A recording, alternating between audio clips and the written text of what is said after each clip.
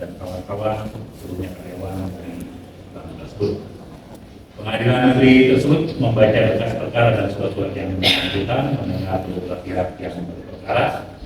tentang dulu perkara, menimbang bahwa gugat dengan surat gugatan tanggal 2 Agustus 2021 yang diterima dan didaftarkan kepada Pengadilan Negeri Cibinong melalui sistem PDS nomor 266 PDG 2021 dan Cibinong telah mengajukan gugatan sebagai debut selengkapnya sebagai teman di dalam putusan ini. Menimbang bahwa pada hari sidang yang ditetapkan penggugat hadir menghadap sendiri, sedangkan tergugat 1, tergugat 3 dan turut tergugat hadir kuasanya tersebut, sementara tergugat 2 tidak pernah hadir dan telah dilakukan pemanggilan secara sah dan patut. Menimbang bahwa majelis hakim telah mengupayakan perdamaian di antara para pihak melalui mediasi sebagaimana diatur dalam KM 1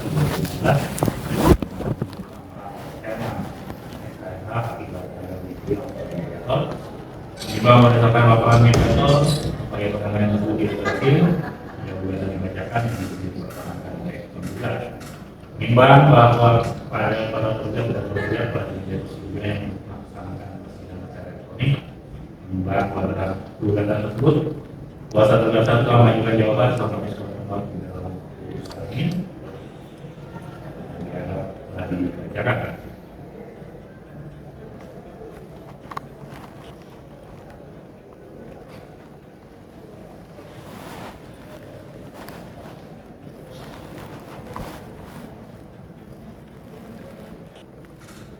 Menimbang pada gugatan tersebut kuasa tergugat 3 telah mengajukan jawaban selama di dalam putusan ini dan dibacakan.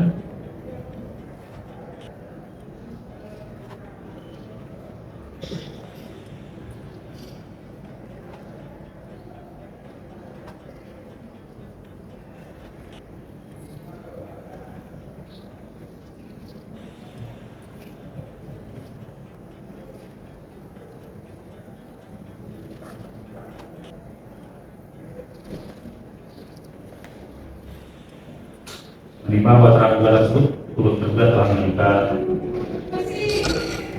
eksepsi dan jawaban serta semua di dalam putusannya sebanyak tadi.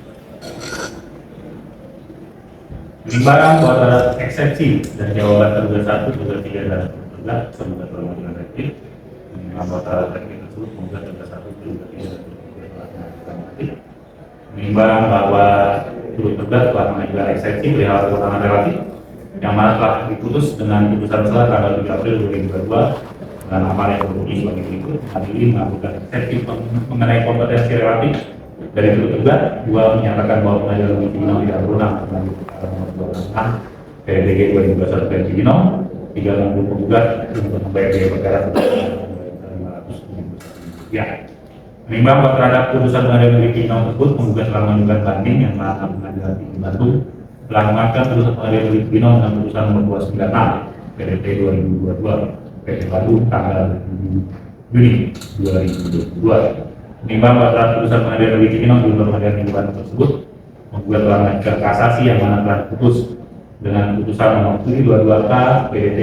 2023 tanggal 4 Mei 2023 dengan amal yang berbunyi sebagai berikut. Mengadili mengabulkan permohonan kasasi dari pemohon kasasi Amzal Aris tersebut, membatalkan putusan Pengadilan Tinggi Bandung nomor 296 PDT 2022 PT Bandung tanggal 20 Juni 2022 yang memuatkan putusan Pengadilan Negeri Cibinong nomor 266 PDTG 2021 PT Cibinong tanggal 7 April 2022 dan mengadili sendiri dalam pokok perkara menyatakan bahwa Pengadilan Negeri Cibinong berwenang mengambil perkara tersebut, menghukum para pemohon kasasi untuk membayar biaya perkara secara tanggung dan teng dalam peradilan yang dalam tingkat kasasi sebesar Rp500.000. Menimbang berdasarkan penetapan penunjukan majelis hakim nomor 266 PDT 2021 PN Cibinong tanggal 9 Oktober 2023, majelis hakim telah ditetapkan dan ditunjuk untuk menyidangkan perkara nomor 266 PDT 2021 ini. Menimbang bahwa selanjutnya majelis hakim melanjutkan pemeriksaan perkara dengan acara pembuktian. Menimbang bahwa untuk memuatkan dalil gugatannya telah mengajukan bukti surat perintah dan bukti P1 sampai dengan P31 Menimbang bahwa juga telah mengajukan seorang saksi di persidangan bernama M. Firman Barus Pratama, keterangan mana selengkapnya tempat di dalam putusan ini. Menimbang bahwa untuk menguatkan dalil-dalil dalam jawabannya, terduga satu telah mengajukan bukti surat di dalam bukti T11 sampai dengan T120. Menimbang bahwa untuk menguatkan dalil jawabannya, terduga tiga telah mengajukan bukti surat di tanda bukti T31 sampai dengan T320. Menimbang untuk menguatkan dalil jawabannya, terduga telah mengajukan bukti surat di tanda bukti T1 sampai dengan T2. Menimbang majelis hakim telah melakukan pemeriksaan cepat atas objek sengketa yang selengkapnya sebelum terdapat dalam berita acara sidang. Menimbang bahwa tergugat, tergugat 1, tergugat 3, dan tergugat telah mengajukan kesimpulannya dan menyatakan tidak ada hal-hal yang diajukan lagi serta mohon putusan. Menimbang bahwa guna mempersingkat wilayah putusan ini segala sesuatu yang terjadi dalam persidangan dalam perkara atau sebagaimana tercatat dalam berita acara persidangan dalam perkara ini masih dipertimbangkan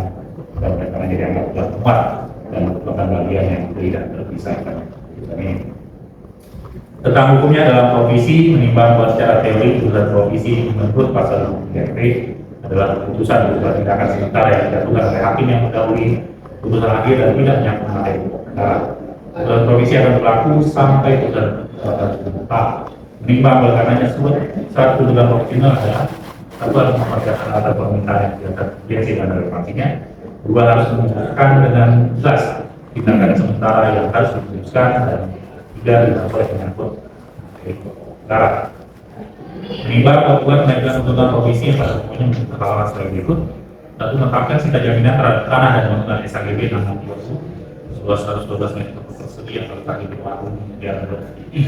3 11 dan 21 Desa Bojopul, Kecamatan Bulu, Kabupaten Bogor yang menjadi sengketa perkara ini. Dua, memerintahkan agar terduga 2 tidak menjual sengketa kepada pihak tanah pun sampai dengan perkara yang tetap dilakukan tulis D. Menimbang bahwa terhadap tuntutan komisi pertama dari hakim berpendapat bahwa tuntutan profesi untuk menetapkan sita jaminan haruslah ditolak karena sita jaminan tidak termasuk tindakan sementara yang dijatuhkan sebelum putusan akhir mengenai perkara mereka merupakan gugatan tambahan yang asesor pada gugatan pokok. Menimbang bahwa tuntutan komisi kedua, majelis hakim berpendapat oleh karena penggugat selama persidangan selain mengajukan bukti P25 berupa foto rumah dengan banner tulisan jiwa,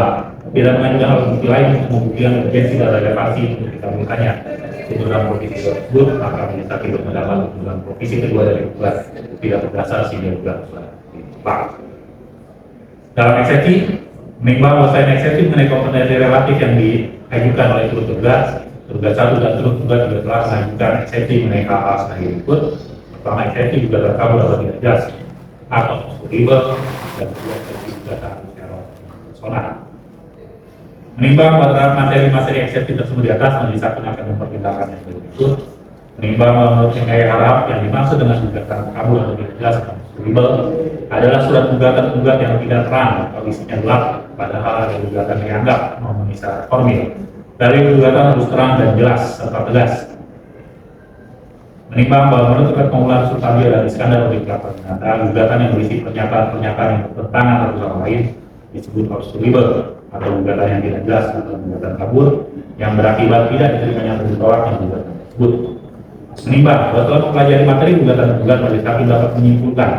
bahwa yang menjadi pokok sengketa dalam perkara ini adalah mengenai adanya perbuatan melawan hukum yang dilakukan oleh para tergugat dalam proses lelang atau objek sengketa berupa tanah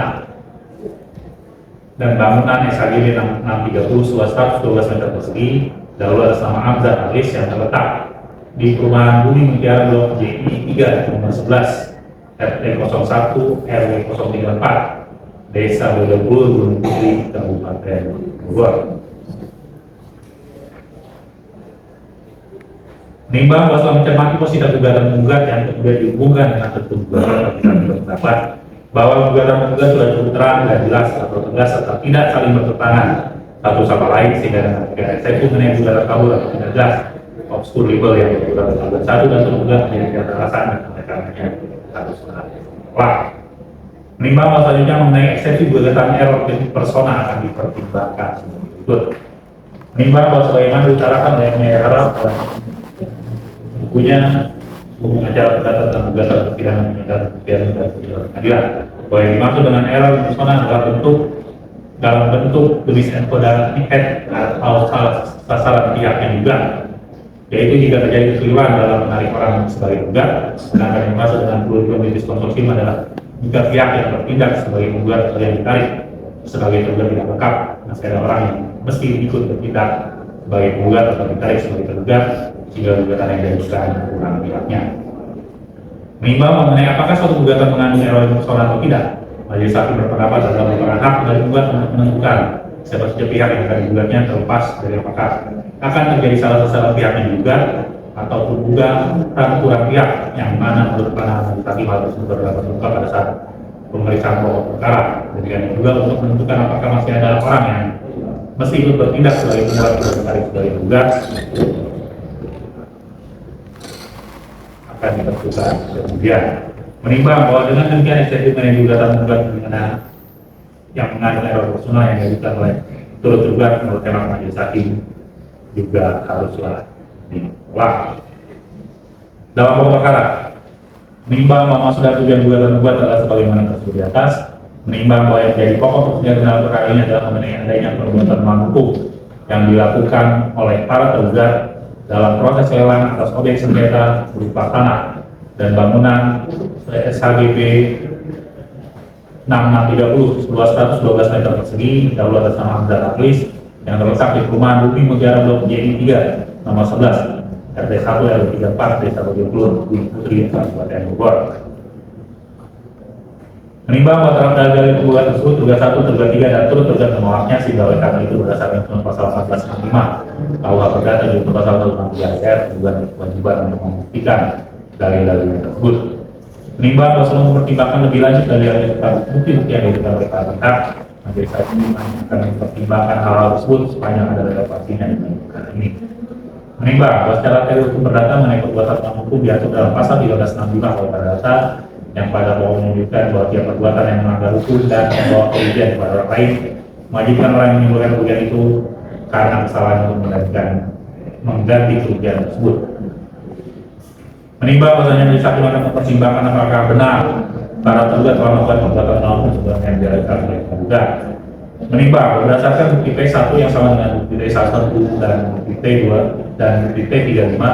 diketahui jika penggugat dan tergugat 1 terikat dalam perjanjian kredit multiguna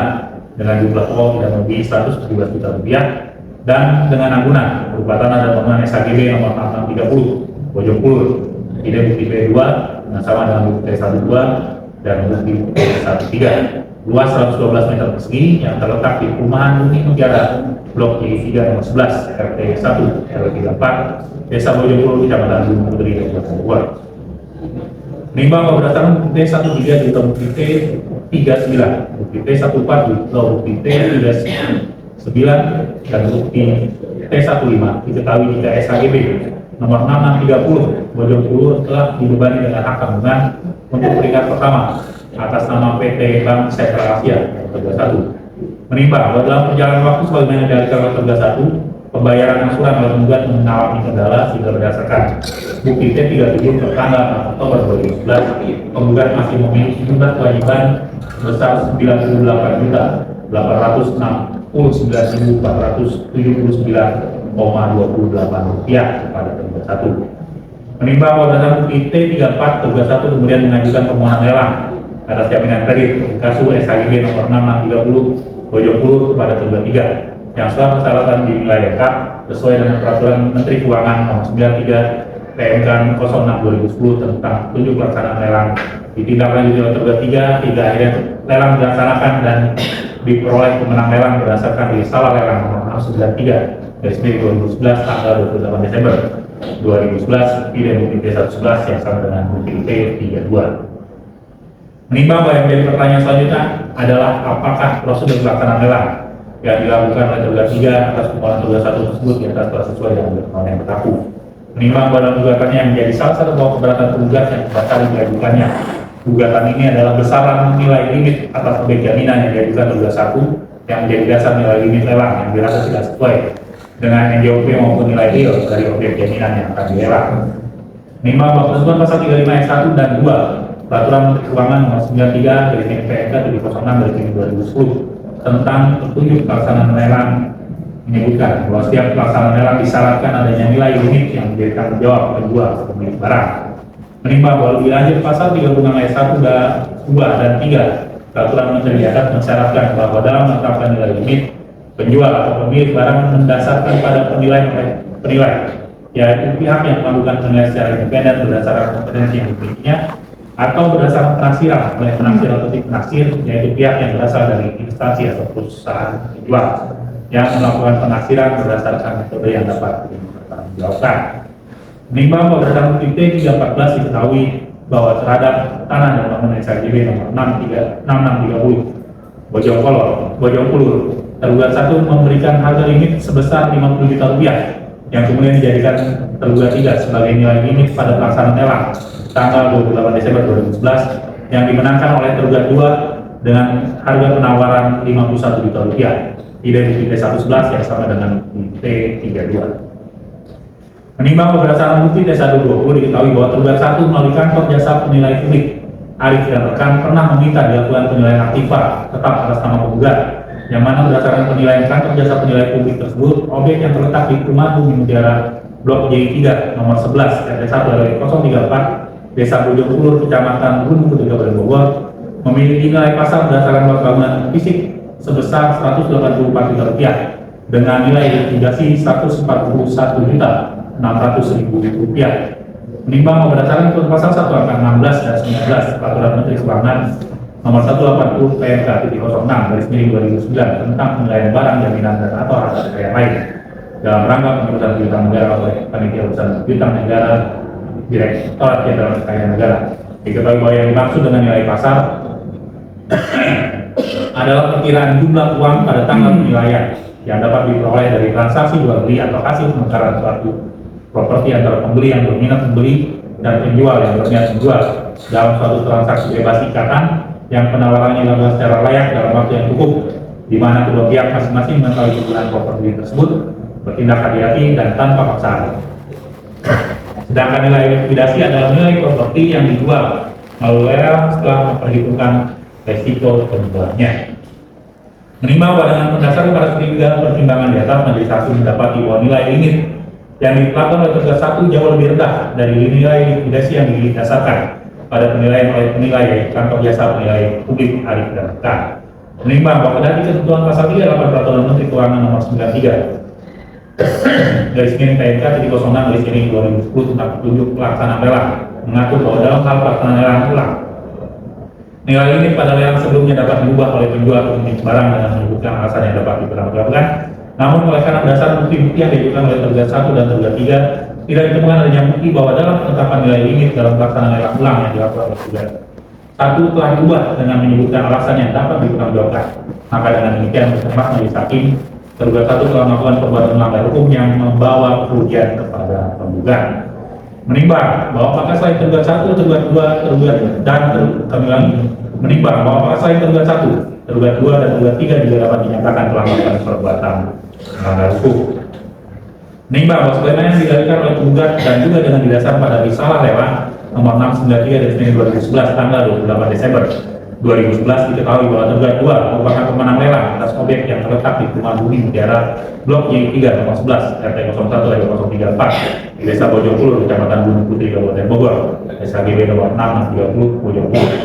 Menimbang bahwa Mahkamah Agung dalam putusan nomor 323 Kasih 1998 tanggal 23 April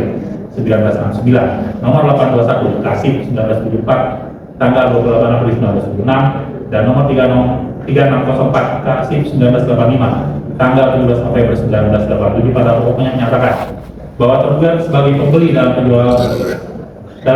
lelang harus dilindungi, sehingga berdasarkan hal tersebut dalam perkara ini tergugat 2 sebagai pemenang lelang tidak dapat dinyatakan telah melakukan perbuatan melawan hukum karena tindakan yang dilakukannya dalam rangka mengikuti proses lelang, sehingga sebagai pemenang lelang tergugatnya harus dilindungi dari gugatan oleh pihak lain. Menimbang bahwa mengenai tergugat 3, majelis hakim berpendapat bahwa oleh karena sebagaimana dituangkan dalam Peraturan Menteri Keuangan Nomor 93 garis miring PMK 706 garis miring 2010 bahwa penetapan nilai limit menjadi tanggung jawab penjual atau pemilik barang, dan juga dengan berdasarkan pada bukti T36 yang pada pokoknya menyatakan bahwa tergugat 1 bertanggung jawab apabila terjadi gugatan perdata dan tuntutan pidana terkait dengan objek lelang, serta membebaskan tergugat 3 dari segala gugatan atau tuntutan yang timbul sebagai akibat dari pelelangan, maka majelis hakim berpendapat tergugat 3 juga harus dibebaskan dari tanggung jawab hukum dalam perkara ini. Menimbang berdasarkan angka yang diterima di atas, majelis hakim berpendapat bahwa petitum angka 2 gugatan tergugat dapat dikabulkan dengan perubahan amar sebagaimana tertera dalam putusan di bawah ini, sedangkan untuk petitum angka 3 haruslah dinyatakan ditolak. Menimbang bahwa mengenai tuntutan ganti rugi akan dipertimbangkan sebagai berikut. Menimbang bahwa karena tugas 1 telah dinyatakan melakukan perbuatan melanggar hukum yang membawa kerugian kepada penggugat karena menetapkan nilai limit yang lebih rendah dari nilai likuidasi dalam proses lelang atas objek sengketa, maka tugas 1 akan dihukum untuk membayar ganti kerugian kepada penggugat dengan penghitungan sebagai berikut. Nilai likuidasi dikurangi jumlah kewajiban penggugat atau Rp141.600.000 dikurangi Rp9.869.479,28 sama dengan Rp42.070.520,72. Menimbang bahwa mengenai tuntutan ganti rugi selain dan selebihnya yang dituntut oleh penggugat oleh karena selama persidangan